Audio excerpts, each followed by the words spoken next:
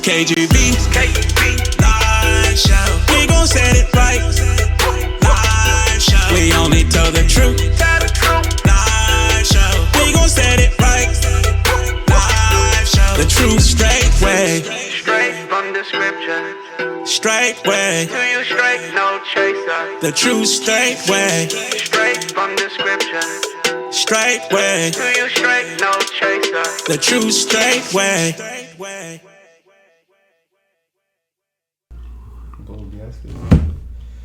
All right, welcome to the KGB Live Show with your host, with the most, Brother Kabir Gbaja-Biamila.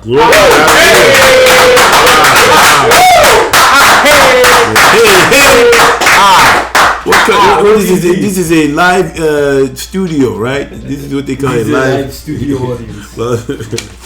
All right, Baoni, Brother Kabir. You're gonna have to teach me Yoruba. That's sad, right there. My dad looks at me. When you say he expects it, when I say he laughs at me.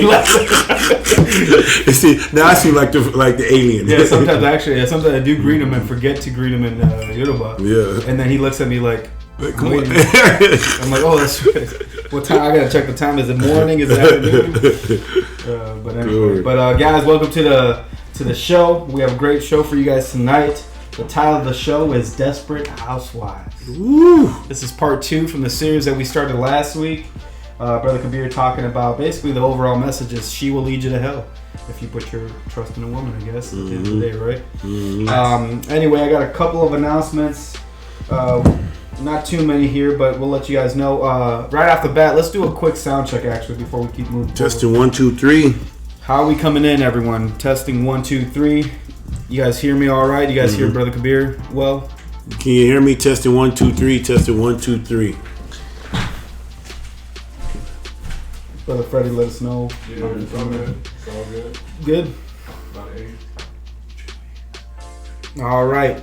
Well, since we're coming in clear, first of all, guys, quick announcements. We'll make some statements here real quick. If you all want to know more about Straightway Truth Ministries, led by Pastor Dow, you guys can go to straightway.com. If you've been listening to the ministry and you haven't made yourself known, make sure you call the dining hall, 615-688-3025. 615-688-3025. Yeah, we do have to call for pastors and all that. Yeah. But if you guys are new to the ministry, you want to make yourself known, that's the number to call. Last week we had the Berean moment with Elder Becker. That was part 1. The title was More is Required as Darkness Increases. You guys definitely want to go back and listen to that. Part 2 is coming out this Wednesday, and it will bless you. I believe it will. Sister to Sister last week, Sister Ashley took calls testifying that women need their sisters. So she took a bunch of calls from the sisters. A lot of sisters called in and testified how much they need their sisters. If you're a sister in the ministry, and if you're a husband in the ministry, I would encourage you to listen to Sister to Sister. It would bless you. It would be a blessing for your wife, and also it'll be a blessing for you, as we are the bride of Christ. So make sure you guys go and check that out as well. Last Shabbat message was Pastor Dow. He preached about unconfessed sins. Great. Make sure you guys go back and listen to that. It was a great Shabbat message from our shepherd. If you guys did miss it, you guys go to youtube.com/straightwaylive. You'll be able to see the most recent Shabbat service on there, which would be titled Unconfessed Sins. Brother's segment this past Thursday was by Elder Donnie. Looks like there was a little bit of audio issues there, but I would encourage you guys to try to listen if you can. And that's all I have for you all tonight, for now at least, until we take a break at the end. But Brother Kabir, here we are again. Let me see if you can, you know what episode this is without looking? What number? This is number 94. No, not 94, not yet. Close. Not yet. No. Man. This is number 40. Episode number 40. 40. Okay, that's a good number. 40. Okay. So, but how you doing tonight, Brother Kabir? I gotta admit, guys, I'm a little bit on the downside, but the word usually gets me excited. We've been burning the midnight oil More like the morning oil at this point. I know, yeah. I don't know if it's midnight. I know. We were burning the midnight oil. Tomorrow, guys, please keep us in your prayers. If you guys are hearing this, please pray for Brother Ryan. Brother Ryan goes before the judge. And we want to close it. We're hoping to, close it down. But we don't know. There's some stuff that hasn't happened yet. So we'll see how that's all going to work out. But just keep us in your prayers. I don't think anything major is going to happen. I don't think. But just keep us in your prayers. We really covered your prayers. Last night I was joking around with Brother Ryan, Brother Jordan.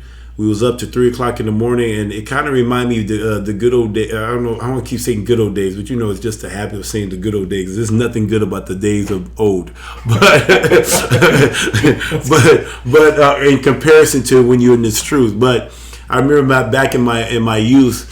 We would be in college and we would do these what they call all-nighters. We got this project. We're eating cereal. We're just trying. We got paper all over the place, and we're trying to actually document behind the scenes as we've been preparing for these whole court case, just different strategies that we're trying to do. Not to get into it, and we plan on putting it on our Patreon. So be on the lookout for that in the future. We're working on that, but it was a late night, a real late night. So I didn't get much sleep, and but we're just gonna keep on grinding, and I think that as much as there's some things that we're doing because we're in the situation we're in, it just makes sense to try different strategies and to be able to educate people that if they ever get deep into this situation, they'll know how to handle themselves, because we don't plan on going back into this situation again. So literally, this is truly out of the love of Yah for the saints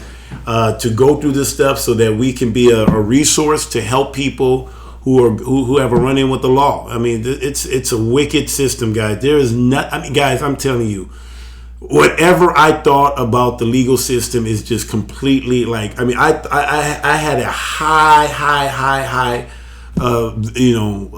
view, respect, and when you find out the corruption, it is so corrupt, it's not even funny.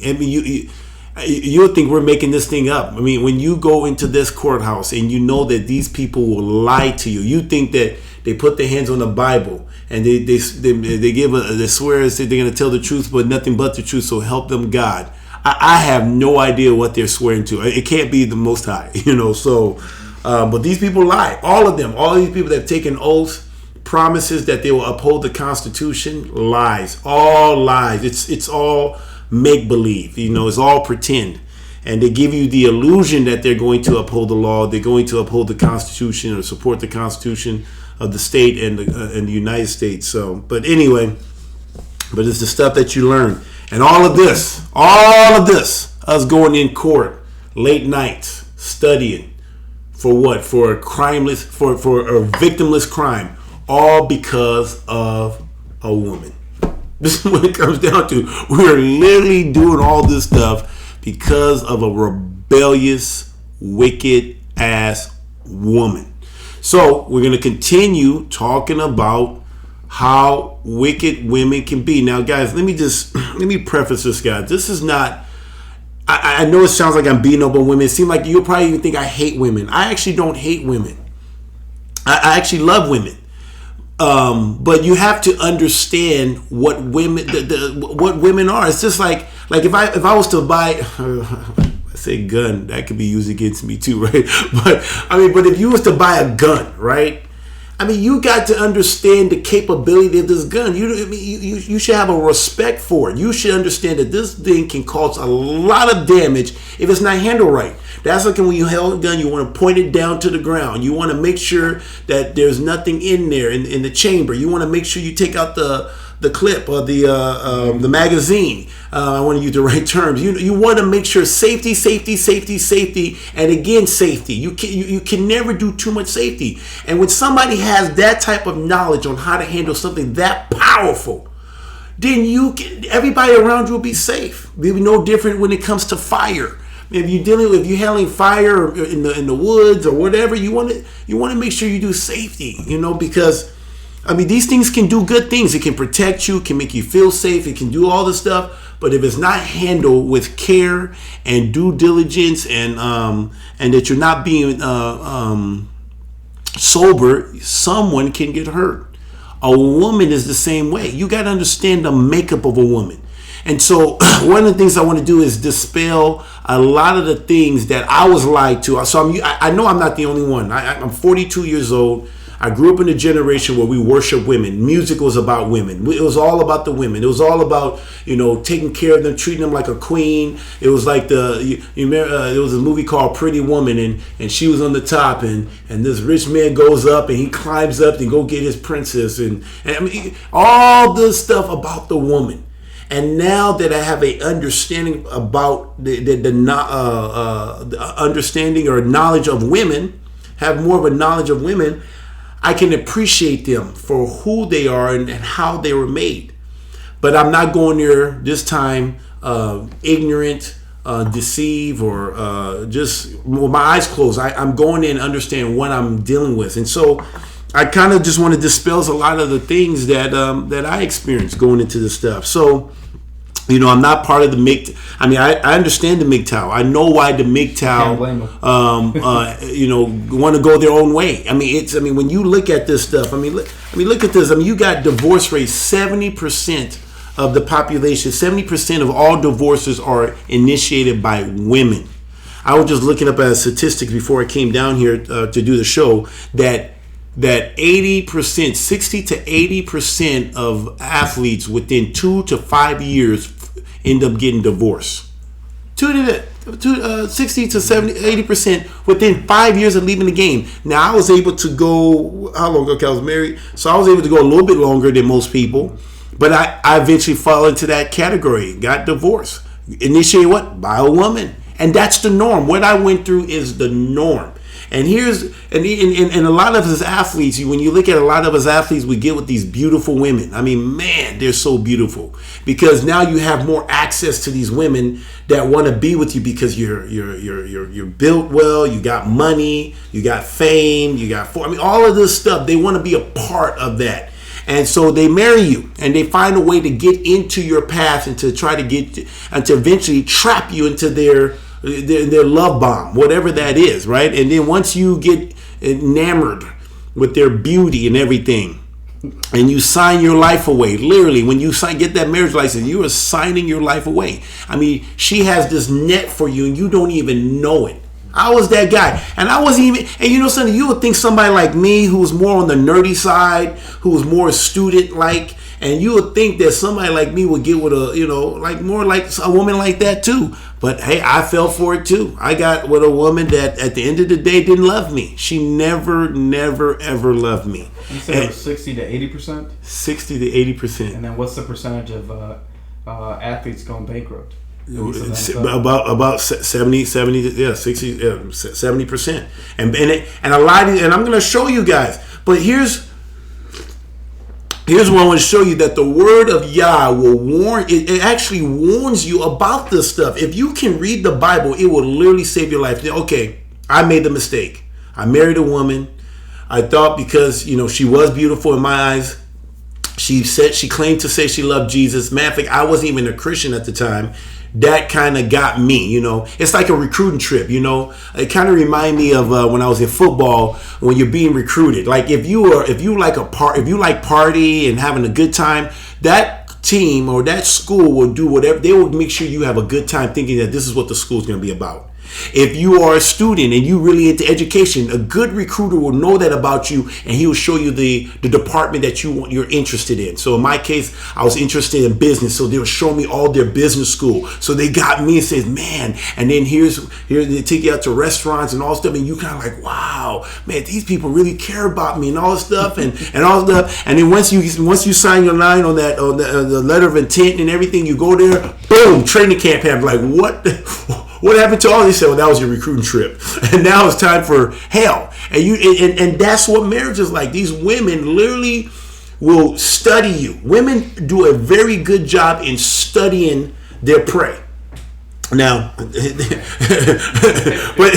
now you're saying, well, why does women have this ability to study their prey? See, there's a reason why Yah gave the woman the ability to study a man.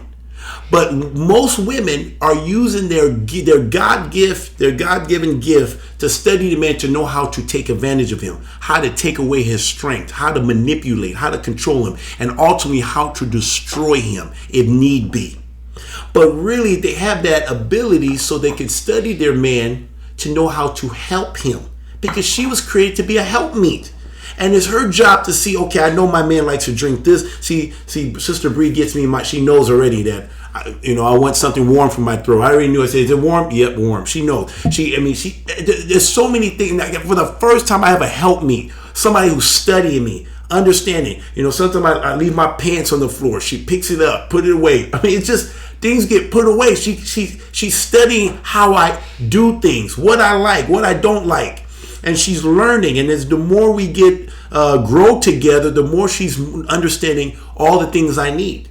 And that's the right way to use it. Is to study your man to find out how to help him, not to control him, but to help him. That's what they call them, help meet. So women can be good when they're operating and they're functioning right. And so let me go into some of these scriptures here, but I want to show you guys this here. It says 6 reasons. I got to show you guys. These are stuff I be looking up. I'm like, because I really thought mine was rare, but this is normal. I've been calling some Christians, and I was talking to some guys in the past, and I said, is this normal? I'm starting to find, and guys says, Kabir, I have no answer. I have no answer for you. It's as if this is how come no one ever told us about this stuff? That's why I'm putting this all out here, so that maybe if somebody's ever searching the truth and maybe want to know what's really going on, and they'll say, hey, you got at least one guy here telling the truth about his experience. Christianity is wicked, straight up, and they train these women to destroy their men. You play off of that stuff. But look at what it says here. It says 6 reasons some divorced dad checks out of their children's life. Did I read this last time? No, you didn't. Is there a link for that? I don't know if there's a link. It's called 6 reasons why. So 6 reasons. But I'm just looking at this stuff now that I'm one of those dads that supposedly checked out. Let's see. So I was looking at this stuff, and I just be looking at this stuff. Now I can relate to it. No longer is cognitive dissonance. Before I couldn't relate to it. It says right here, feeling of loss. It may sound counterintuitive, but quite often the main reason why fathers in a role of non-custodial custodial parent choose to fade away from the lives of their children is the feeling of loss. What is exacerbated by occasional visits when one gets encounter a physical representation of what has been lost. It suddenly gets much harder to deal with the issue that when they exist elsewhere out of sight.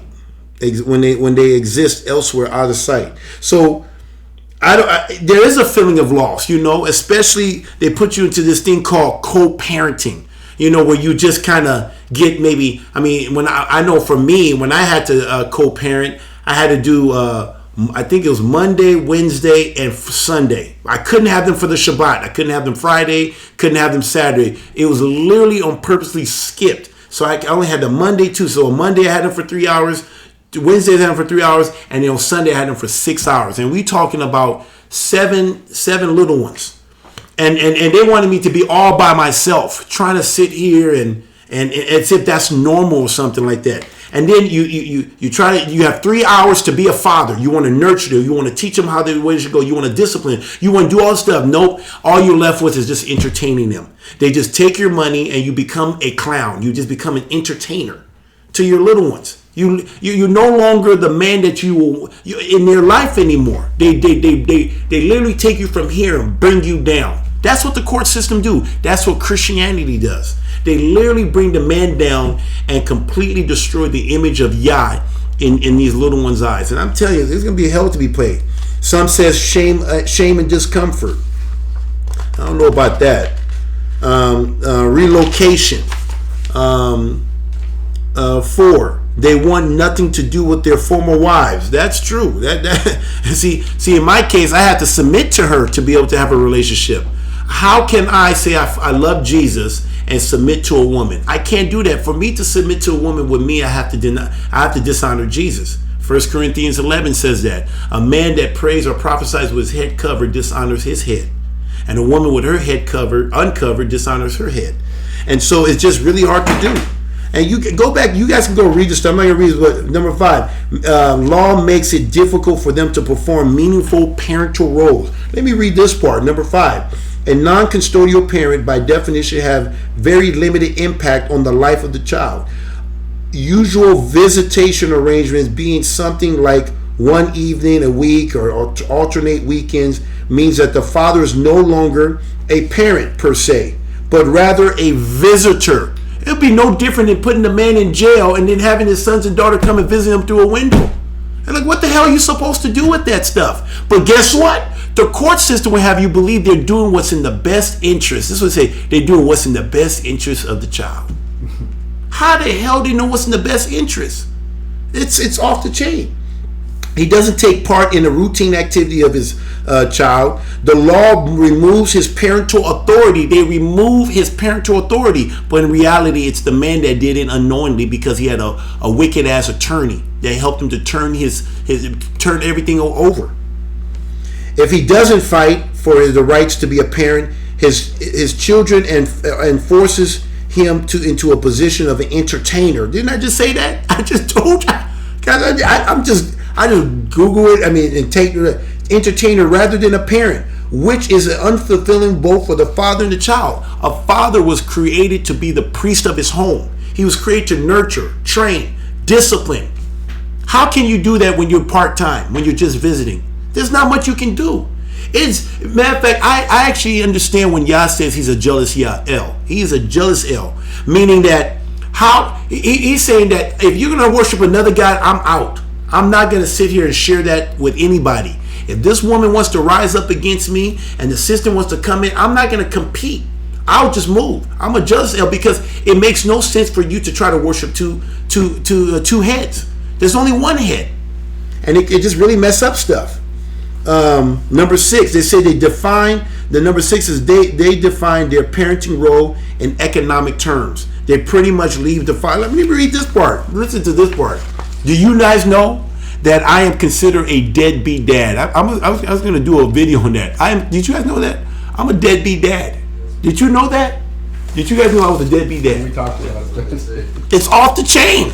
How the hell you a deadbeat dad giving millions of dollars to the woman in your seed, and I'm a deadbeat dad just because I'm not giving every penny away to be broke and you're homeless? And a lot of people in my situation are broke. They end up living in their cars. They end up living in the streets. I'm one of the lucky ones, I guess. I'm one of the one of the blessed ones. I'm one of the fortunate ones where that didn't happen to me. But that was the goal. Was to literally bankrupt me. Let me read. It says, especially if prior to divorce, the father in question considered his main purpose as parent to be that of a provider for the family, such father tends to compare himself to deadbeat fathers who don't pay child support. Because I don't pay child support, now I'm a deadbeat dad, even though they have money that will set them that literally she's set for the rest of her life if she handled the monies right. But I'm a deadbeat dad because I'm not giving more and don't care about their children at all. Rather, seeing their own lack of contact with their children as a department from what is normal, they perceive themselves as doing better than the majority of divorced fathers and are content to define their participation in financial terms. Of course, each particular case has its own distinctive features, and two scenarios are the same. However, it is important to understand that the other side of the argument, and these are the reasons that most often men check out as okay. So anyway, check out the live. So I just wanted to share that with you guys. It's just very interesting to read some of this stuff. But hey, the Bible says that if a woman won't do as you say, what does it say to do? If she won't do as you say or do, what do? You cut her off and you put away the strange wife and their little ones. You put them away. I mean, it's not functional anymore. You know, she's going her way, and you just keep on moving. See, the beauty about being a man, you can continue. You can have another woman, and you can have more than one woman. I know we have one here that keeps tripping about polygyny, but you can have more than one woman. And a man can always create, as long as he has everything down there working. He can pretty much create a new family again. You know, he's not dependent on the one woman. He's not. So let me go to the word here, guys, while I got you guys here. So, first one. let me start off with this one. You don't have this one here, but I want to continue, guys, remind you here. This is out of Ecclesiastes chapter 7, verse 26. Can you pull that up? Okay, I'm glad you can pull that up. Guys, I really believe this law, man. I love the law of Yah because I really can honestly say it's the commandments of God that saved my life, saved me, allowed me to escape a wicked woman, a woman that had her heart was snared. But let's read here. I want to read here 7:26. 7:26. Yeah. Oh, you have to scroll. Okay. It says, and I find more bitter than death the woman. I find more bitter than death the woman, whose heart is snare, and nets, snares and nets, and her hands as bands. Whoso pleaseth God shall escape from her. The way you please God is by keeping his commandments. If you keep his commandments, you're going to escape from her, because keeping his commandment does please Yah. But the sinner, that's one who transgressed the laws of Yah. That's one who doesn't hearken unto the commandments of God. And if you don't hearken unto the commandments of God, guess what? It says, sinner shall be taken by her. So when I say that the commandments of Yah saved my life, he saved my life. But it required me to choose him. But also, most importantly, it required him to open my eyes, to open up my understanding. So I'm thankful. It's by the grace of Yah that now I'm set free. And even though we were up to 3 o'clock in the morning, even though we're stressed out by this whole court case and going through all of this extra work, we'd rather be doing way other things than doing this. But guess what? I have so much peace with my brothers, with my sister, with my community. There's peace. There's peace. Have you ever heard that saying? He says, the peace that passes all understanding. Most people, when I was in the world, if I was in this situation, I couldn't say it's. I'll be lying to you to say that I have a peace that passes all understanding. I mean, Brother Jordan, be honest. Do you have a peace that passes all understanding? Yes. Because we know we're innocent. We know that we're doing what's right in his eyes. It's not like we've done anything wrong. We've done no man no wrong.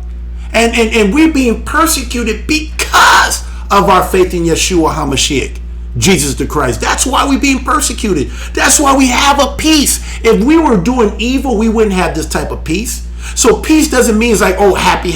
Man, it's like, man, okay, here we go again. Let's study. But we have a peace. We look forward to the Shabbat. Don't you look forward to the Shabbat? That's one time we don't do no work. We say we chilling. Let's sleep in. Let's worship. Let's just fellowship. We have something to look forward to. We look forward to entering that rest. We love Yah. And so, guys, I'm telling you, I love the law. Go to Proverbs 23:27. Let me see. Is that one of the ones? Yeah, that's the one. Yeah, we have that one. So, okay, here Proverbs 23:2. Let me show you guys here. And this is all warning. If you guys take heed to this stuff, you got to understand, women, you need to, all I'm bringing up here is not to bash women, but it is bashing women, I guess, because it's just being truthful to who women are and how they are. And this is why it's so important for us men not to give our strength to them.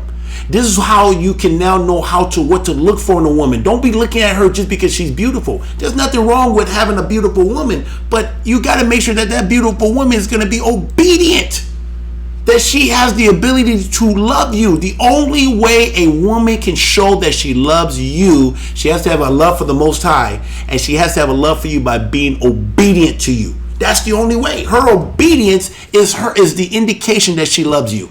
A man shows his love through his provision, food, shelter, conjugal rights. He has to provide. Love her like his own body. And a woman shows her love through her obedience. How do we show the Most High that we love him? By keeping his commandments. See, we show our love by keeping his commandments. And he shows us love by what? By providing for us. Whoever is on top provides. Whoever is on bottom obeys. I have a dog, Gracie. Guess what? The only way Gracie can love me is what? By being obedient. That's it. And how do I show this dog that I love him? By what? Providing food, shelter, food. I mean, that's it. So anyway, let's keep on going here. So Proverbs 23 verse 27 says this. It says, for the whore is a deep ditch, and a strange woman is a narrow pit. she also lieth in wait as for a prey, and increaseth the transgressors among men. Guys, this is, I can relate to all these stuff I'm bringing up to you. What happened to me? And there's going to come a time I'm going to keep telling you guys my story, but I hope you guys are learning. This is from personal experience. Literally, I had a woman, it was a strange woman. She had me in this trap 16 years, had me clamped down, 8 babies with this woman. And all of a sudden, now it's on. I have Yeshua telling me you don't love me. I do love you. I have my woman at the time, who's my ex-wife now, telling me you don't love me. And now I got to figure out, who am I going to choose? I choose him. She's trying to get me not to keep the Shabbat. Simple as that. Head coverings. That's it. Shabbat, keeping the Shabbat was the test. That was it. And I kept the Shabbat, was able to escape from her. If I would have stopped keeping the Shabbat, I can't tell you how many pastors, Christian pastors from Gbaja-Biamila. I was talking to a guy named Pastor Gbaja-Biamila. Go look him up. He says, I don't care what day, whatever. I think he said that God called him to go to Africa. And he didn't go 10 years later until his wife was okay to go. Who's leading who? Who's leading who? Some people say, who cares what day you go, what day you rest? Because I keep saying it's not about church. What day you go. It doesn't matter. It does matter because it has to do with your relationship with the Most High. It's not my Shabbat. Everybody keeps saying, well, you believe it's on the 7th day, or you believe it's Friday evening to Saturday evening. No, it's not about my day. It's his day. Whose Shabbat is it? Is it my Shabbat? Nope. It's his Shabbat. And so I kept his Shabbat, his holy feast. But the ex-wife wasn't having it. And she says, it's either me or and then she can blame it on straightway or whatever. But guys, this is still true. They will increase the transgressors among men. And so many men fall prey to these type of women. Fall prey. Thank y'all for his commandments. Thank y'all for his love. Keep on going. Go to Proverbs 30. Did I do 28 on that one? Yeah. You Okay. So look at this. Proverbs 30:20. You have these women here where women can't take correction. It says, such is the way of an adulterous woman. What type of woman? Adulterous. Adulterous woman. She eat it and wipe it. You think adulterous? It says she eat it and she wipe it her mouth and said, I have done no wickedness. David, since you have known me, didn't I tell you that every time me and Eileen had to go get counseling, who was always wrong and who was always right? You. And she was the one who did. Now, if I would have read the Bible, I would have said, dang, I'm married to an adulterous woman. The funniest part was when you finally got in contact with Pastor, and then that you kept saying, "Oh, you're right," and then you kept saying, "I don't think you heard me right," because you were so used to. Oh yeah, you're wrong. Yeah. You were expecting. Yeah. I don't think you heard me right. It was Mother Carol, I think. Yeah, I was shocked. They said I was right. Like, guys, I was so oppressed, so abused, that even when I was telling Pastor Dow or Mother Carol the scenario, they actually said, you're right. Now, I mean, Pastor Dow did get on me and said, hey, now you started to get some balls. I mean, that wasn't, like, wow. But he was saying, you're right. She's wrong. I'm like, no. Okay, maybe you got to hear it from her, because I said, Pastor, I mean, if you hear it from her, I think you'll change your mind. He says, man, those crocodile tears don't do. I said, Pastor Dow, I've seen this woman, Pastor. I have never seen a pastor ever correct this woman. Never. But you know what makes me appreciate Pastor more? See, Pastor don't go off of the beauty of a woman. He don't go off of the tears. He goes off of the law of Yah. That's why he can't be deceived. That's why he was able to call from day one. He didn't need to say, I need to hear both sides of the story. All he knew is, didn't you want her home? Did you not want her back home? Well, guess what? She's in error. She's in sin. Period. I'm looking at you. It looked like you provided. I can't get on you by like, hey man, how come you're not providing? I mean, clearly you're providing. Could you tell when you first came here that I'm a provider? Yeah. Or did you doubt a little bit? Just a little bit. Be honest, David. Come on. No, okay, let me ask George. George, did you doubt a little bit? Doubted. You had no doubt. No doubt. Okay, maybe Ryan. Ryan, did you have a little bit of doubt? Not at all. No, how about Freddie? Freddie came in. No, okay, no. Maybe I doubted when I got lost inside the house. I was like, maybe this is a maze. But guys, I'm telling you, I provided. And you know what the Christian people will tell me? It's more than just providing food, shelter, conjugal rights. How do you go against Jesus? In Exodus 21, 10 and 11 says food, shelter, conjugal rights. Are you telling me that God is missing something? Does it not also say in the Bible that if you don't even I think it says in 1 Timothy chapter 5, if you don't even provide for your family, you're worse than the infidel. And Christians will tell you, Kabir, we know you're providing the food. Because all these people have been to my house. We know you're providing shelter. We know you provide conjugal rights because we see all the little babies running around. But there's more than that. More than that. But no one ever challenged a woman. What's her role? She was always right. But if I would have really honed into this stuff, but I may have read this and just assumed like, oh, well, she's not an adulterous woman because she's with me. And the church really, at Christianity, they never really talk about this stuff. And you miss it. You get deceived. Proverbs 30:20. If a woman eat it, wiping her mouth and say that I've done no wickedness. So any of you guys that have women out there that's listening to my voice and says that, man, she's never wrong. I'm always wrong. If you feel that way, you are married to an adulterous woman. Straight up. If you go to your Christian pastor and he's always getting on you and never say anything to the woman, it's a good chance you are married to an adulterous woman. Straight up. And I'm living proof. It took 16 years to identify it, but I found out. And now I don't fall for that trap. There's so many people involved now. And the first thing is when you go straight to a woman and get her, that's the wrong thing to do. Because if you can go straight to her and not go through her father, that means she's not protected. If she's not protected, that means she's doing dirty. I'm just saying. Now, I'm generally speaking, there's people that may be outliers, but I'm just talking about generally speaking, if you can get directly to the woman without going to the father, it's pretty chance that you're dealing with an adulterous type of woman. That's why it's better when you go with a man, because that means she's submitted to somebody. And if she's submitted to her father or to whoever is in charge of her or rule over her, then that means you know she's going to do the same for you. And now you can talk to somebody that has a what they call that stuff? Rapport? A rapport with her. That would know, yes, she's obedient. You need to work on that. But if you just get a woman and you only get her testimony, and she's been with another man, and she'll say, oh yeah, my boyfriend, he did this, or my husband, he was no good, he's a deadbeat dad, boom, boom, boom, boom, and then all of a sudden you take her in, and you thinking like, oh, okay, that was just him. Man, she was a good woman, and you take her in, guess what? She's going to do the same crap to you, and you won't find out. And that man, you're going to look at him one day, and one day you guys going to be best of buds. Because you guys going to have something in common. Or she bit you too. Dang, she bit my ass too. I wanted to tell you, but I knew you wasn't going to believe me. You was all in love. So guys, this is some real stuff. Okay, let's keep going here. Man, we're doing good. So go to Proverbs 2. Proverbs what was it? You can see the screen now. Proverbs 2:16. Listen to this. It says, to deliver thee. There's another one that says the commandments, but it says to deliver thee from the strange woman, even from the stranger which flatter with her words. Is that it? Oh, you got it. No, that's one.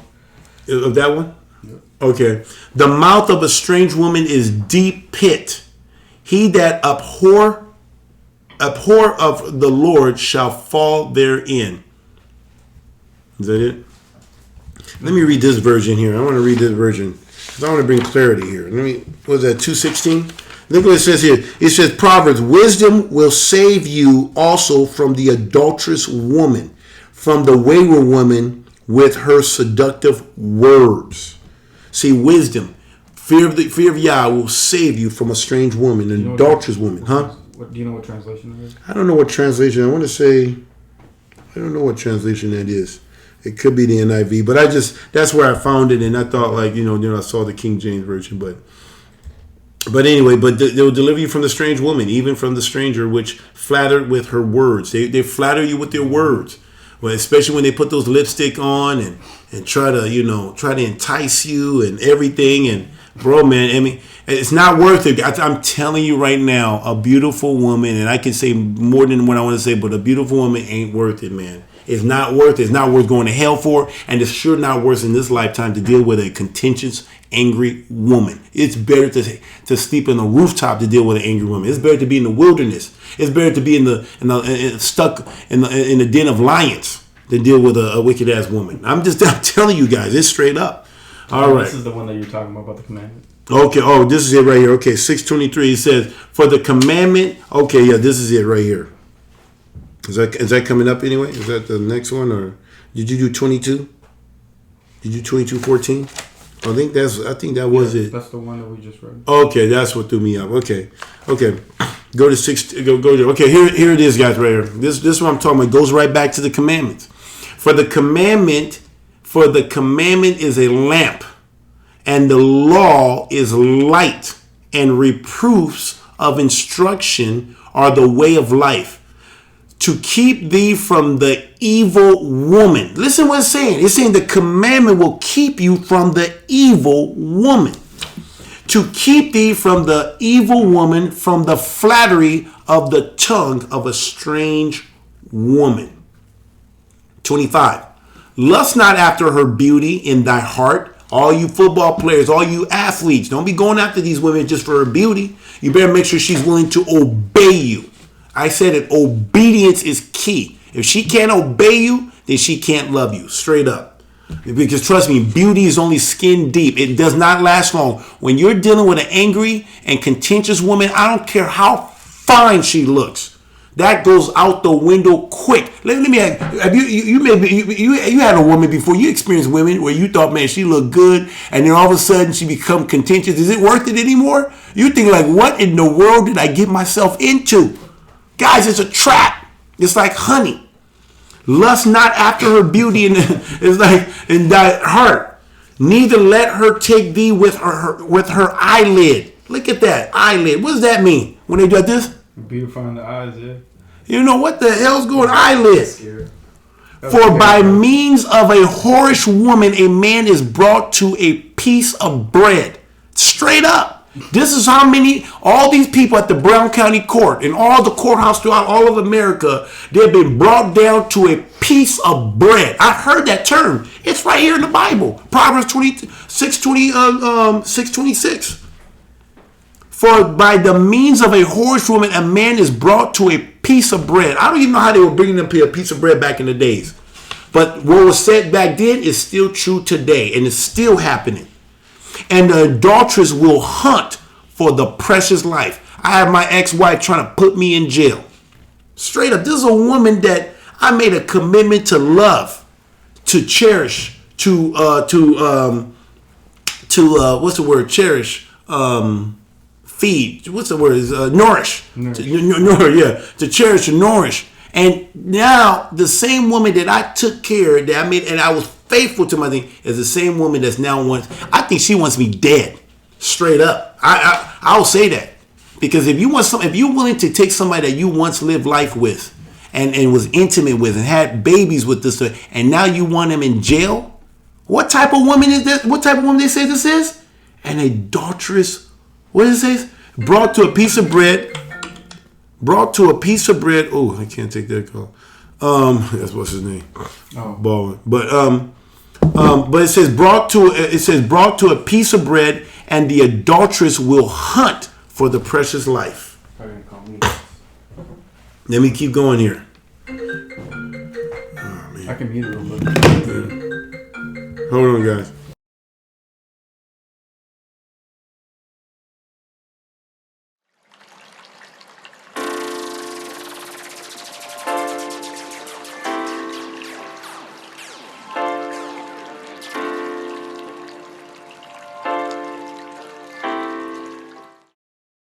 All right, guys, I'm sorry. I had to take that call. That's my midnight oil. That's the reason why it was midnight. I call it the midnight oil. So anyway, you have them saved as? Huh? You don't have them saved as, do you? No.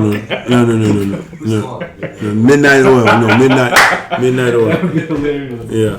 Can are we back on? Can everybody hear me? Okay. So it says, lust not after. Okay, you guys know. It says, can a man? Okay, hold on. Let me go back here. It says, they will hunt. Listen to them. These are not just made up words. They will hunt for the precious life. This is true. Straight up. Can a man take fire in his bosom and his clothes not be burned? Guys, you're messing with fire when you're messing with these type of women. Can one go upon hot coals and his feet not be burned? When you deal with these type of women, you will be burnt. Straight up. So he that goeth into his neighbor's wife, and whosoever toucheth her shall not be innocent.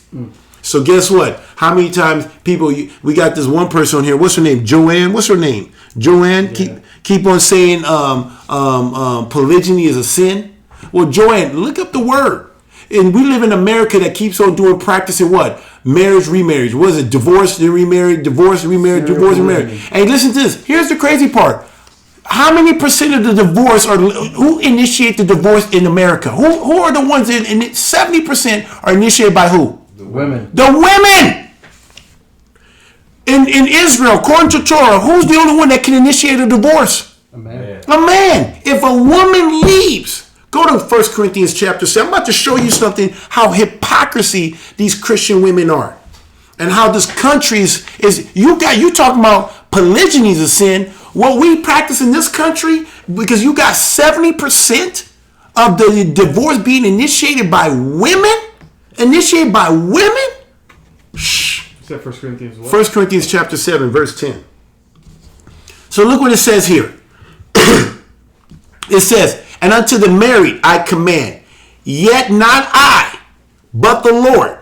Let not the wife, Paul said, this is not me. This is the Lord. He says, let me go back. He says, and unto the married I command, and yet not I, but the Lord. Let not the wife depart from her husband. 70% of the women in this country that are divorcing are the one that's initiating the divorce. And what does Yah says? Do not depart. But if she departs, let's see if this is happening. But if she departs, let her what? Remain unmarried. Unmarried. Or be what? Reconciled to her husband. And let not now look at totally different command now for the man. And let not the man what? Put away his wife. Don't just put her away. If you're going to put her away, what do you got to do? You got to do what? Give her a bill of divorce. See, the man is the one that initiates that, not the woman. And so you got all these women initiating divorces. The only people that, if they say 70% of divorces initiated by women, then none of those women should be getting remarried. Only the 30%. It sounds like if it's the 70%, then that means 30% are the men initiating the divorce. Mm-hmm. And it says, and the husband that had believed in his wife, please do okay, and go on. But I just want to show you. Go, matter of fact, just to stay in context, go to Deuteronomy 24, because people don't know the law. I want to show you this stuff, and this is what we practice in this country. 70%, and these women are getting remarried, and you got people, and they get married in churches, and they're literally committing adultery, and the man that's marrying her is also committing adultery. What verse? Verse right there. A man, look at this. He says, when a man had taken a wife, verse 1, had taken a wife and married her, and it comes to pass that she finds no favor in his eyes because he had found some uncleanness in her, then let him write her a bill of divorce and give it in her hand and send her out of his house. And when she depart out of his house, she may go and be another man's wife. You see that? Why can she go now be another man's wife? Because she was given a bill of divorce. She was given a bill of divorce. The man is the one that initiated. He went as far as writing it out. He put it in her hand and he kicked her out of the house. Now she's free to be remarried. Let's go read verse 3. And if the latter husband hate her and write her a bill of divorce and give it in her hand and send it her out of his house, and if the latter husband die, which took her to be the wife, her former husband which sent her away may not take her again and to be his wife. After that, she is defiled. For this, listen to this, for this is an abomination before the Lord. And thou shalt not cause the land to sin, which the Lord God thy God has given thee for an inheritance. This country is an abomination. It's full of sin. Yeah, we can get on homosexuality, but man, how many of this thing is happening? where men, and let me ask you this. Have you heard this one before? Let me see if I'm the only one. That where women will sometimes divorce and then they'll go back to their previous husband. Mm-hmm. You hear that a lot too. And no one thinks twice. Matter of fact, you got Christians praying that may happen. Oh, that's so good. She dated a little bit. She came back to her sense, and then she came back to her husband. And what does the word say? That is an abomination. But according to Christianity, the law is done away with. So it doesn't matter. Did we see what divorce, remarriage, divorce, remarriage? It's like what do you call that? Serial polygyny. It's called serial polygyny. It should be called polygyny because these women are going around having sex with all these men, initiating, not really truly breaking the covenant, and going to these other things. They're supposed to remain unmarried. It's off the chain. Anyway, let me keep on reading. Yep, that's nasty. I tell you. It's straight up. Matter of fact, go one more. I want to show this more because you guys, I just want to show this because I know some of you guys, but there's some of these people here that just don't understand. When you have Joanne, when people come in and say it's a sin, she doesn't even know what a sin is. She's probably one of those people that got married and then initiated divorce and remarried again. Go to Romans chapter 7. This is New Testament. Let me use two. You got to use New Testament because when you use Old Testament, the law is done away with. Okay, well, let's go to New Testament. Here's New Testament. New Testament. I don't know. Anyway, let me keep it. 7:1. Romans 7:1 says, "Know ye not, brethren, for I speak to them that know the law." Wait a minute. Are you talking about Old Testament, Paul? Paul, come on. You can't be talking about that. It's done away with. How that the law has dominion over a man. Not a woman, a man, as long as he liveth. For the woman which had a husband is bound by the law to her, who? Jesus? Husband. She is bound to her husband so long as how long? Just as long as she wants to quit? How long is she bound to that man? As long as he what? Liveth. But if the husband be dead, then she's loose from the law of her husband. So then if while the husband liveth, she be married to another man, she shall be called an adulteress. For if her husband be dead, she is free from that law, so that she is no adulteress, although she is married to another man. Do you guys see what I'm saying here? That's New Testament. All it's doing is just bringing clear, is backing up what it says in Deuteronomy 24. Let me go one more. 1 Corinthians 14. I just got to show all this stuff because you guys think I'm making this thing up. I'm the one that's I'm supposedly a crackpot. Is that what you call crackpot? Crackpot. I didn't know what you call it, but crackpot means like you smoking crack. Like anyway, 1433. Go to verse 1433. Look at this. In Christianity, a woman can go around all day long. She can go around asking other people questions, going from house to house and doing whatever, just gossiping. So let's just do a prayer meeting. Can we do a prayer meeting? I'm praying for my husband because my husband's just making some decisions. And, I want to go to the beach butt naked and do tan. And let's pray because he's not having fun. He's not having fun. And the children are being oppressed because they're not having fun. And just excitement. It's all about fun. Let's see if Yah is about fun. Let's see. Okay, 33. For God is not the author of confusion, but of peace, as in all the churches and the saints. Let your women keep silence in the church. What's the church? The assembly. It's us. So it's not a building. It's not like, oh, okay, I think in Christianity, these women, they go to church, okay, I got to keep silent. Okay, now when I get out, I can be just running my mouth. No. It says to keep silent in the church, for it's not permitted unto them to speak, but they are commanded to be under. Ooh, is that a bad word? Hey, is this okay for YouTube? Is this going to be okay for YouTube? What does that say in there? Does that say obedience? Oh, okay, it's not saying. I thought it said oh shit. Okay, it's obedience. For the women, they say, oh, don't read that. No, Jezebel's kicking in. I tell you. It says right here, obedience, under obedience, saith the law. Did it say the law again? Is that what it says in there? Mm-hmm. And if they will learn some things, does it say some things in there? Verse 35? Anything. Does it say 10% of the things? Anything. anything, if a woman wants to learn anything, let them ask their husband at home.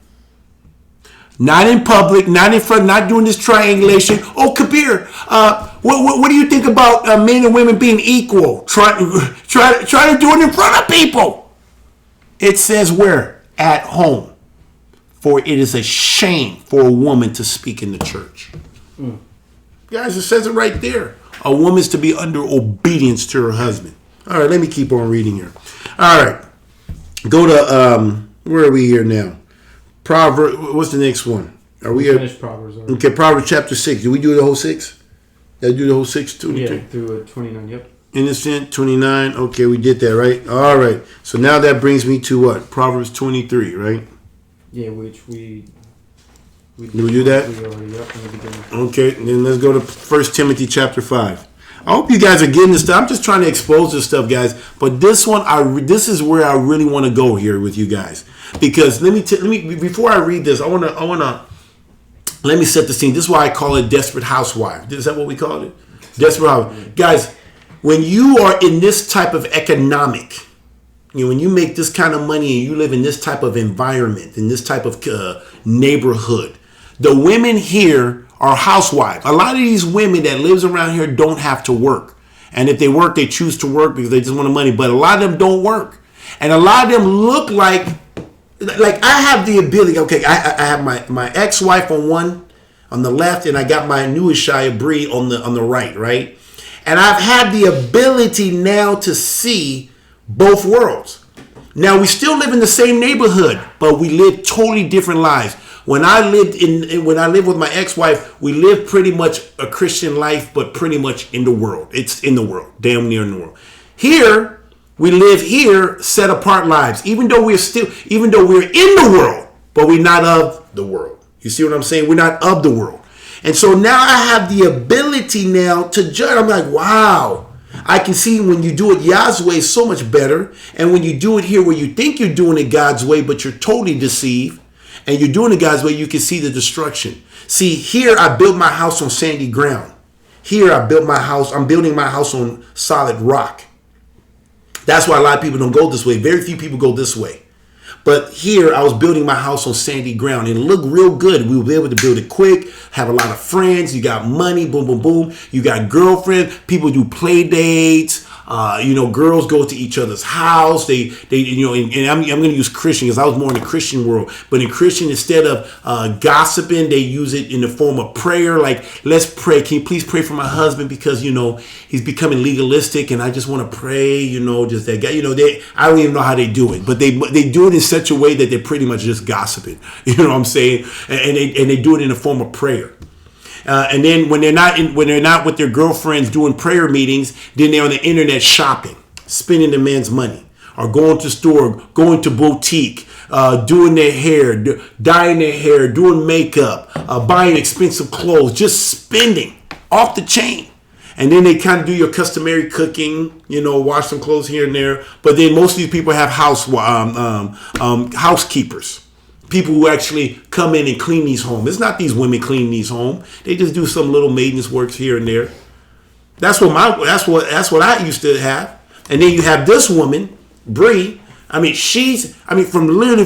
she wakes up, and all these sisters here are cleaning this home. I don't even need a clean lady. If she ever came here, she'll be out of a job. She was out of a job. She'll be out of a job. But we have these clean. That's what they cook and clean. They take care of us men, making sure that that's why it seems so peaceful here. That's why we love coming. That's why I love being home. It's peaceful.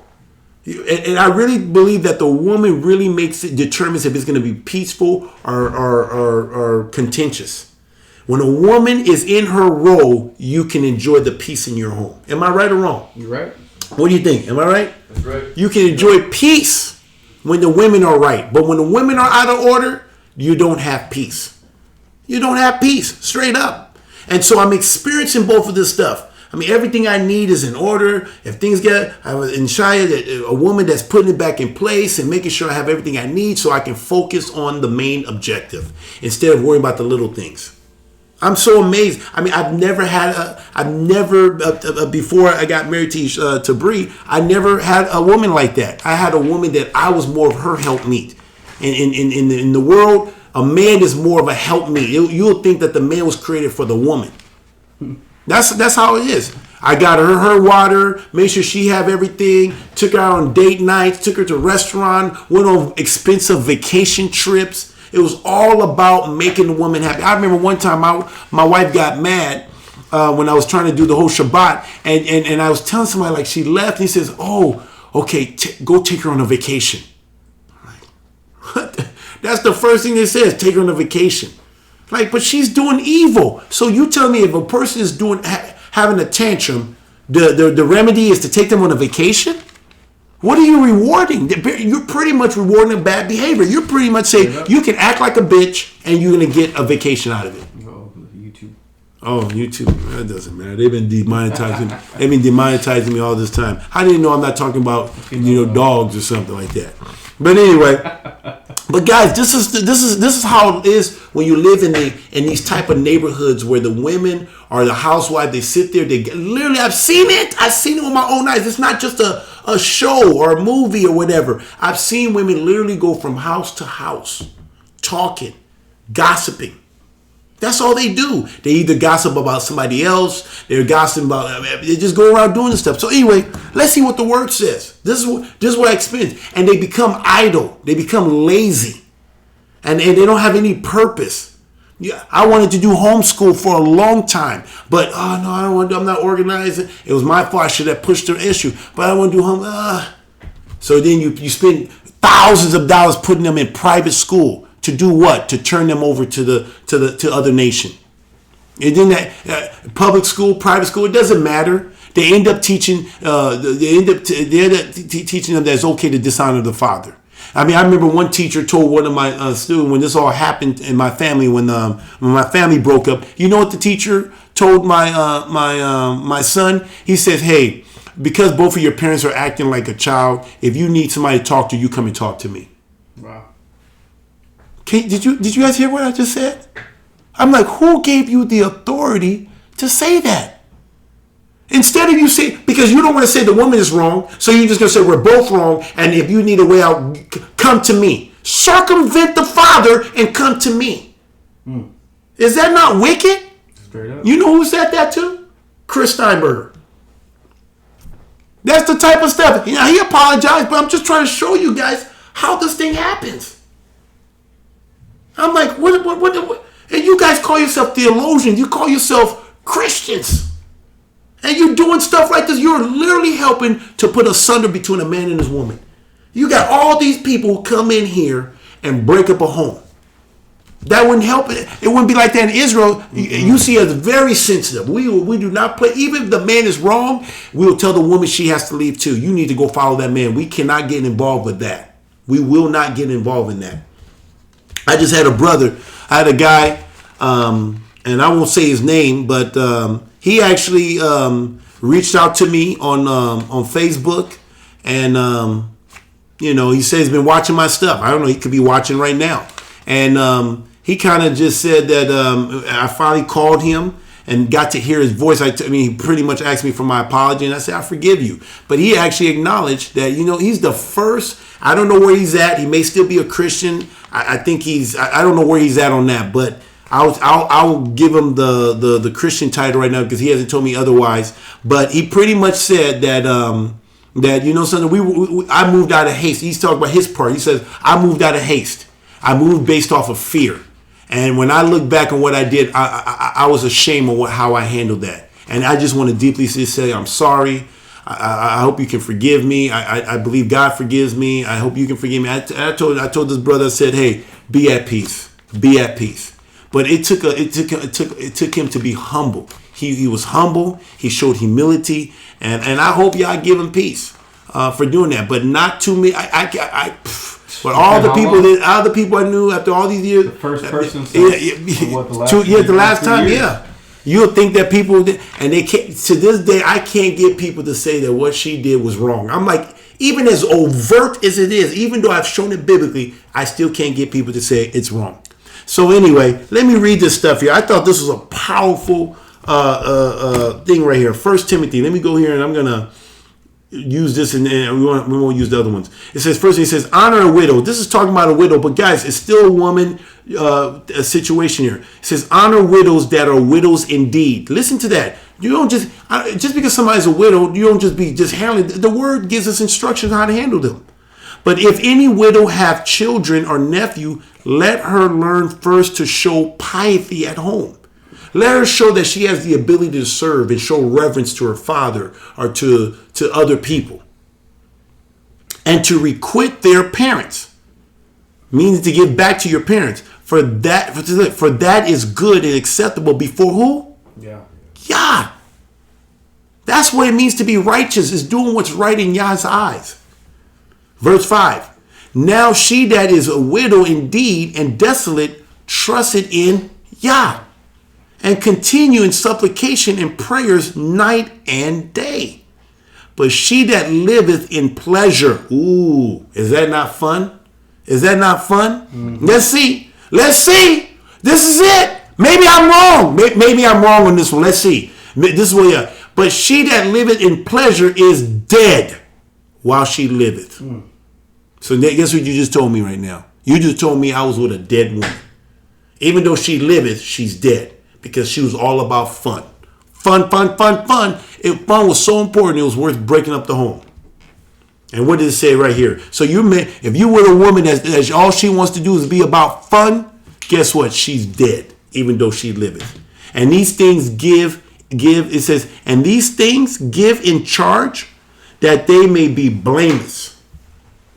But if any provide not, now this is talking about a man, but if any provide not for his own, and especially for those of his own house, he has denied the faith, and he is worse than an infidel. Kabir, that's not enough. It's not enough, Kabir. I know you provide for your house, but it's not enough. You gotta provide entertainment. You gotta provide pleasure. You have to make sure that the woman is happy. Happy wife, happy life. And guess what most of these people giving me these advice? Do you think they're men or women? Well, if they're a man, they're not a very manly man. Yeah, it was a lot of women giving me the thing. Feminine men. Yeah, and the men stay back. The men stay back, and they don't say nothing. They just let the wife do all the talking when they're trying to help me out. And it says, verse 9, let not the wife. Huh? And they say, I agree with my wife. Yeah, I agree with my wife. Yeah, she has my blessings. So it says, let not the widow be taken into numbers under 60, meaning 60 years old, having been the wife of one man. Well reported. It says well reported of her good works. Let me go back. It says having been the wife of one man, well reported of the good works. If she had brought up children. Okay. Now my situation, she just brought up. It looked like she just brought up sons and daughters. That's it.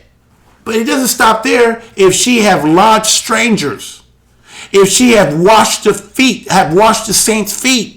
I know our sisters. I can say that about our sisters. Don't this sound like our sisters? Yep. You don't think like, oh, that was back then. Don't we see this today? We have pictures to prove. We got strangers. If they have washed the saints' feet, if they have relieved the afflicted, if they have diligently followed every good work, meaning obedient. That's it. But the younger widows refuse. Whoa. What do you mean refuse? Don't we got Wicca? What's Wicca? Wicca, am I using it right? Wicca, the government, WIC. Sorry, I'm saying Wicca. I don't know. What's the women, infants, and children? I think so. I'm not sure. Okay, WIC. Hey, but they take them in all the time. And that's why these women don't have to respect any man. Because why? Because the government is going to bail them out. Churches bail you out. Pimp daddy government. Pimp daddy government, pimp daddy church. They all do this stuff. And so they end up, they don't have to respect any man because at the end of the day, they can live an adulterous lifestyle and be a whore. And they'll be taken care of. It says, but the younger widow refuse. For when they have begun to wax wanton against Christ, they will marry. See, you want them to do the right thing so they can get married. But if you give them everything, they don't know no reason. Having damnation because they have cast off their first faith. And withal, they learn to be idle. Listen to this, idle, lazy. Wandering about from house to house. Guys, I've seen this with my own eyes, man. and not only idle, but tattlers, gossiping. Also, and busybody. Not meaning that they're doing something, but busybody. Just moving around, speaking things which they ought not. I will therefore that the younger women marry, bear children, guide the house, give none occasion to the adversaries to speak reproachfully, for some are already turned aside after Satan. See, our sisters, they're busy working. If any man or woman that believeth he have a widow, let him relieve them, and let not the church be charged, that they may relieve them that are widows indeed. So when Christianity, they'll spend a whole bunch of time dealing with a woman that's not a widow indeed. I know my woman wasn't a widow at the time, and they were treating her like a widow. They were giving her $5,000 to get an attorney. They were giving her, giving her support, giving her a place to stay. So why was she? Imagine this: say, hey, you need to go be right with your man. And so guess what? And you would think Christianity is about love, but they're really about hate. See, in Israel, we wouldn't have done that because we know what the law says. We love. And we say, hey, we can't support this. You need to go back and get it right. You need to go make it right with your man. You see what I'm saying? You need to go make it right with your man. But in Christianity, they'll say, hey, we'll help you to usurp your husband's authority. We'll literally do that. Matter of fact, can you go to 2 Timothy? I want to show this stuff here. 2 Timothy. I think it's 2 Timothy chapter 2. Or is it Titus? Let me see. Go to 2 Timothy chapter 2. Let me see. Go towards the bottom. Okay, let me check mine here. I think it's Titus. Is it? Which one says, do not usurp? No, I cannot not remember that. Come on, Kabir. Come on. Okay. It says, teach us, I think it's 2 Timothy. I had it in my mind. Hold on. I think it's 1 Timothy. I don't know. I always get confused with 1 Timothy 2:12. Yeah. You go to 1 Timothy 2:12. Okay. It says like this. It says, but he says, let me go to verse 11. Start at verse 11. It says, let the woman learn in silence with all subjection. But I suffer not a woman to teach, nor usurp authority over the man, but to be in silence. Listen to this. For Adam was first formed, then Eve. And Adam was not deceived, but the woman being deceived was in transgression. Notwithstanding, she shall be saved. How should she be saved? In childbearing, if they continue in faith and charity and in holiness with all sobriety.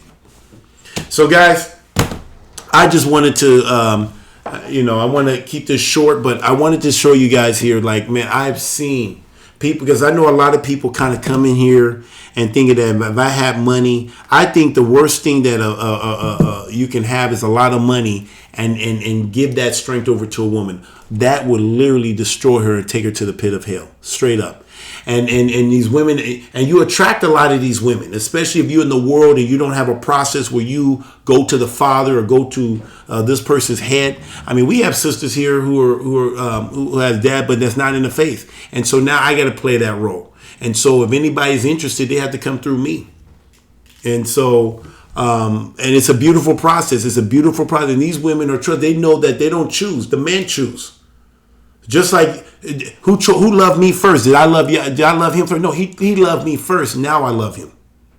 It's the same thing. You get to literally see what it's like to be like Christ when you keep in the commandments of Yah. And so, guys, I'm just letting you know, money does not make you happy. More money, more problem. More money, more problem. It actually will attract bad women. You'll probably have more bad women attracted to you. All these athletes, myself included, you will end up running to a lot of these bad women. And a lot of these women don't care about their sons and daughter. It's just like back in the days, they used to sacrifice their babies to Moloch. It's still happening today. People are literally sacrificing their baby in the abortion clinic. They're either sacrificing their babies in divorce to try to get more, to extort more money from that husband. because they know if I sacrifice my baby, I will get money from this man. Do you hear what I'm saying? There's people that's trying to have babies with their husband that they plan, and I really believe a lot of these women try to get these men pregnant right before they deuce, like say I'm done. Why? Because they can have him on the hook for the next 18 years, and he will end up being that woman's slave for the next 18 years. And they try to do it right when he's on the top of his career, not at the bottom. They want to get him right on the top when they know that his career is about to end.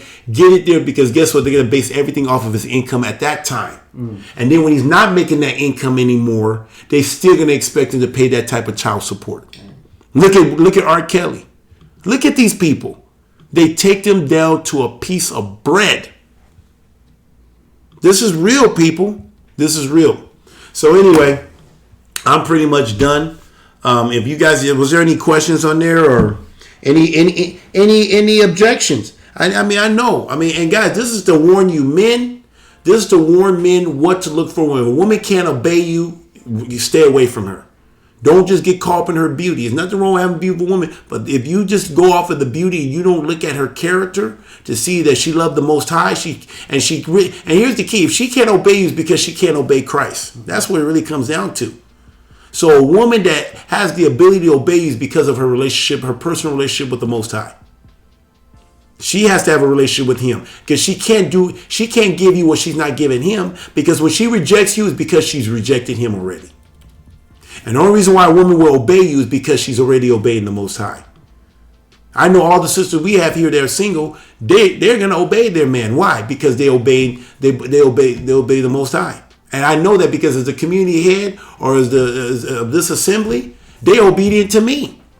So I know that they have a love for the Most High because of how we interact. I can rebuke them, I can correct them, and they will do what I tell them to do. So, and men, so that's what you should be. And women, look how wicked you can be. If you want to be here and say, well, that not me, I wouldn't do that. That's them. That's those women. That's those sisters. Not me. If you think that, pride comes before the fall. You got to understand how vulnerable you are. You are a weak vessel.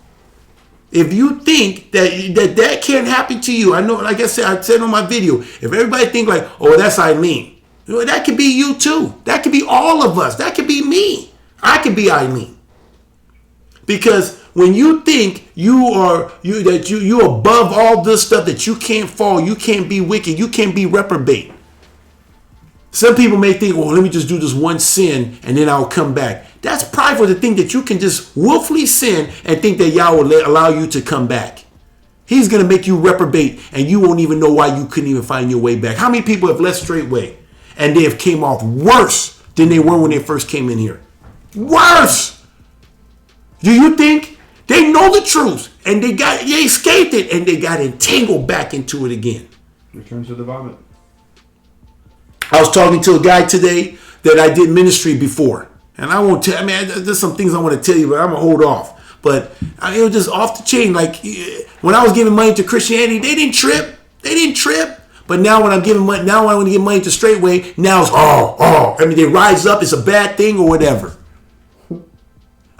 Pastor Dow, it was the very verse that Pastor Dow talked about today about Jesus telling the rich young ruler. What did he tell him to do? He says, when he had, he told him the commandments. He says, okay, there's one thing you like, go sell your things and come and follow me.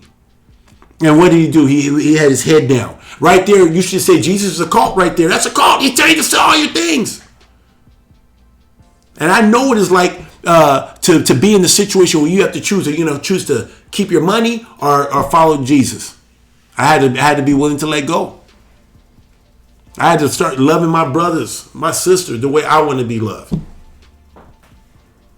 And then I'm thinking about how Jesus says, whatever you did for the least of these, you did it for me. And said, Jesus, when did we feed you when you was hungry? When did we give you something to drink when you were thirsty? When did we clothe you when you were naked? He says, whenever you did it for the least of these, you did it for me. See, look at it. Because I'm abiding in his words. It's allowing me to now do those things. Now I'm truly loving Jesus. It's not giving money to some homeless shelter. See, people in my financial think that, if I give money to a homeless shelter, They give themselves on a pat on the back and think they've done something. It doesn't require sacrifice. You just put a small prison. It's to them it seems like a big deal because it's a lot of money to them, but to you it's nothing.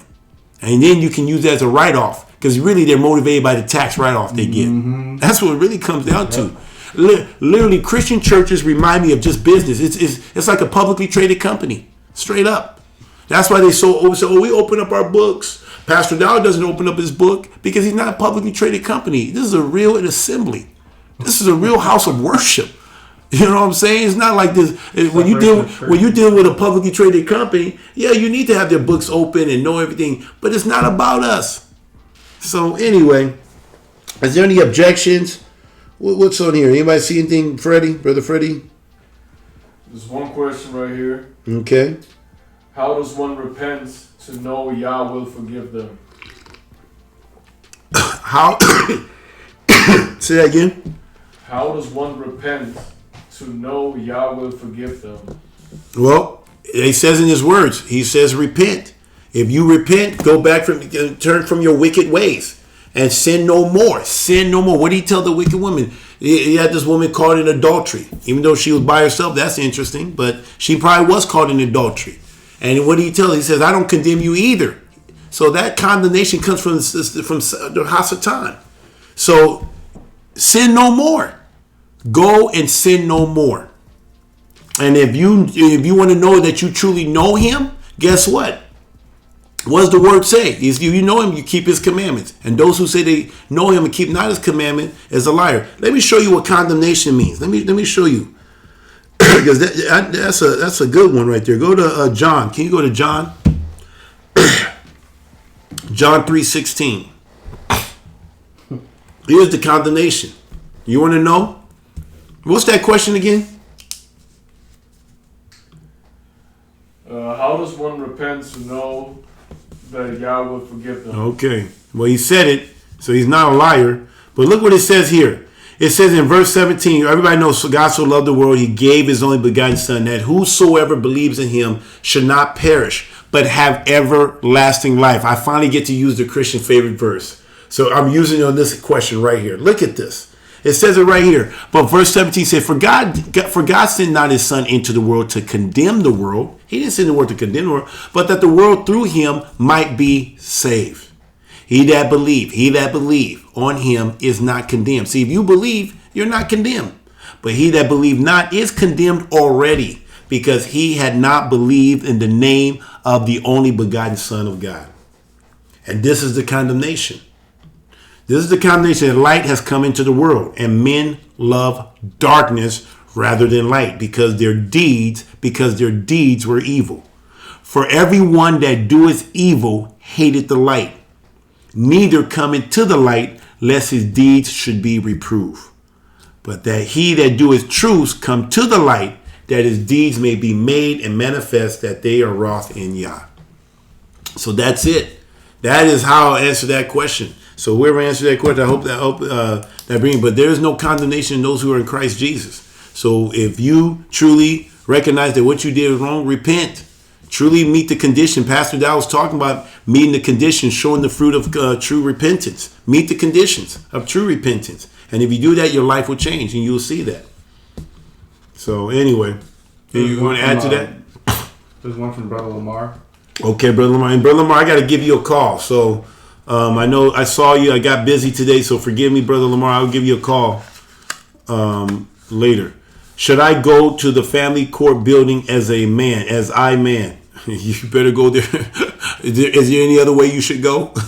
If you go any other way, they will tear you apart. But I don't know what you're talking about, so let's talk. But yeah, earlier he says I'm going down to the family court building Friday because my ex-wife's family won't let me see my son. Should I go there as I man? Let me talk to you. Let me talk to you off of this. I mean, this is so. I saw your thing on Facebook, and I'm sorry for not getting back to you, but got crazy busy. But I did have every intent to get to you. So, any more questions? It says, anybody out there? Oh, okay. I don't know who's in Central Florida. Anything out there? Kabir, you got me. Kabir. Okay. All right. Is there anything? You guys see anything else? No. No. All right. You want to go to a break or you want to close it just because we got... Just close it. Okay. So, guys, we're going to close because we got to get ready for court tomorrow. So, this is early. Is this early, guys? Is this early?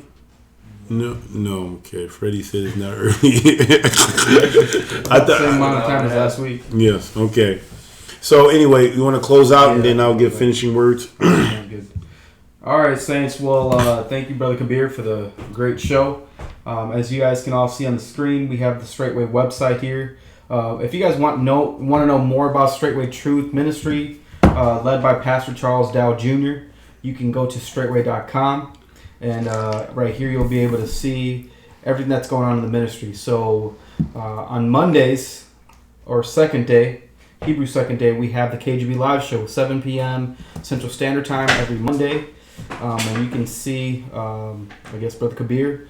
And be able to... You make that seem like a bad thing. No, I'm just trying. I guess I'm reading here in my script voice. Yeah. But so every single Monday at 7 p.m. Central Standard Time, Brother Kabir has his live show. So we would love for you guys to join us every single Monday. On Tuesday, not much going on. Wednesday, fourth day, we have the Berean moment.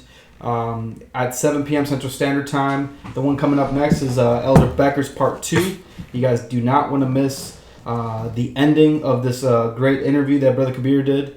Also, Thursdays at fifth day at 6 p.m. Central Standard Time, we have Sister to Sister with Sister Ashley and Sister Jennifer. Sisters, make sure you set some time aside to listen to our mothers in Israel. And our wise sisters who give us wisdom to the wives and also to the brothers in terms of us being wise as well to the Most High. 6th day Friday, 7 p.m. Central Standard Time, we have Blog Talk Radio with Pastor Dow. Every single Friday at 7 p.m. Central Standard Time, Pastor Dow does a Blog Talk Radio show where he takes your questions live on the air. If you've never participated, we encourage you do. You see the phone number to call there on the screen. Also, 7th day Saturday at 11 a.m. Central Standard Time, there's Sabbath service. On the website, you can see on there all the links where you can click and actually watch it live. If you're not able to get on a browser like this, because they do use flash drive or flash player to stream the service, you can also go to youtube.com/straightwaylive or just search Straightway Live on YouTube. You'll be able to find it on there. Other than that, that's pretty much it. Brother Kabir, closing words. All right, guys. Hey, guys, just like I said, guys, this is good. This is good for me because I'm learning so much from where I came from, where I'm at today, and what we thought was good and how they were lifting up women and tearing down the men actually destroys the home. I wanted to do this last drawing for you guys. I wanted to show you guys something here while I still got you. But, guys, this is Christianity. I'm just going to show you something here. I have this thing here all written up here. And this is Yah. I'm just going to say Yah's way, right? But I want to show you guys something here. Look at this. You see this? You got here. Hold on. I did this all wrong. Let me take that back. This is not. Let me put this in. This is Yah. And this is the world. I'm going to say the world. But you guys know the world is pretty much Christianity. So, guys, this is the world right here. You see this right here? You got right here, man, woman, seed. And then you got woman, seed, man. This is exactly what the world wants it to look like. And this is how Yah standard. And whoever is on top, Yah works through the man. So obviously you have, I'm just going to put Jesus here. So don't, and then I'm going to put, this is right here. The devil works through the woman. If the woman is the head, then he can now control the whole house. Tie up the strong man, bind up the strong man. If you bind up the strong man, then you can take up the whole house. Here, Jesus works through the man because the head of every man is Christ and the head of every woman is man. And it just keeps going on down here. This is the right biblical order. So, guys, I'm just trying to tell you, you gotta understand the role of a woman. If you don't understand her position in the grand scheme of things, and you put her up above you actually are setting up the house to just fall and fall big. It happened to me. I put her up here I was trained to put her up here. And I thought by putting it up here was loving Jesus. And isn't that backwards? The way making the wife happy, I thought I was loving Jesus. In actuality, it needed to be this way. She needs to treat me. I need to reverence my husband. And I need to put him up here to show that I love Jesus. And I need to obey Jesus straight up. So anyway, I hope this show just make you guys think. Just rethink from all those love music that we used to hear and all that stuff. I just hope it gets you guys think. So I'm going to be gone next week. I'm not going to be here next. I'll be out of town for business. Me and my Ishai will be out. So I'm going to use that as an opportunity to just spend, do my business and spend time with her. And that's going to be kind of cool. So I'll be gone for all week, but I'll be back here for Shabbat. Because I'm going to be gone for Monday. Yeah, I'll be gone Monday, right? Yeah, you'll be leaving Monday and coming back. Yeah, I'll be leaving Monday and being back on 6th day. So I won't. There will not be a KGB Live Show unless I figure out a way to do one on the road. But it'll probably be a good chance that we're not going to have a KGB Live Show. So I hope you guys come the following week. But until then, guys, remember to be faithful in the little things. Shalom, shalom.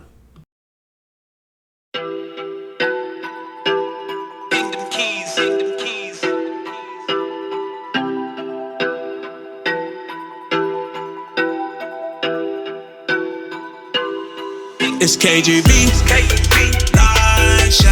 We gon' set it right. Live Show. We only tell the truth. Live Show. We gon' set it right. Live Show. The truth straight way. Straight from the scripture. Straight way. To you straight, no chaser. The truth straight way. Straight from the scripture. Straight way. To you straight, no chaser. The true straight way. For this truth, they really hate me. I hit them like a safety. On my way to the mountaintop, ain't no way they gon' stop me. When you live this life, you only get one shot. Time is running out, but you keep looking at the clock. But for me and my household, we're gonna be doers of the word. It's KGB Live Show. We gon' set it right. Live Show. We only tell the truth. Live Show. We gon' set it right. Live Show. The true straight way. Straight from the scripture. Straight way. To you straight, no chaser. The true straight way. Straight from the scripture. Straight way. To you straight, no chaser. The true straight way.